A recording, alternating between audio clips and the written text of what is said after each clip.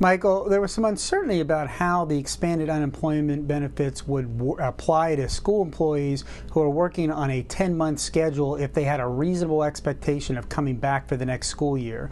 The Alabama Department of Labor now says those laid off employees can't keep collecting unemployment through the summer. The reasoning is that a 10-month employee normally would be working during the school year, so those people were allowed to get unemployment, including that expanded $600 federal benefit, when the schools were shut down if they had no job due to the coronavirus. This would apply to substitute teachers and others unable to work remotely. But when the school year ends, which is basically now, the unemployment benefits will also end, unless it was a temporary job that was not going to be renewed. That's good info, Brennan. Now turning to the stimulus. We've heard from many people that the IRS has their wrong banking information. Is there any way to fix that? Well, the IRS had that Get My Payment site. You can still use it to check your status, but if you haven't updated your banking information by now, it's probably too late, and that's because the IRS is already sending checks.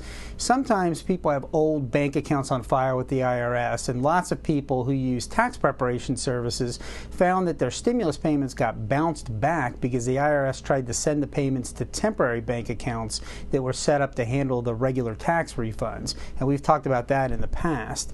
The IRS really hasn't said a whole lot, but the agency this week clarified it a little bit.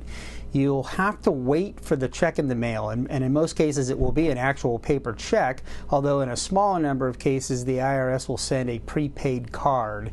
The payment will go to the most recent address on file at the IRS. So if you've moved recently, make sure you fill out a change of address form at the post office. And remember, within 15 days of the check, when the check is supposed to arrive, you should also be getting a letter with instructions on what to do if you never got the check.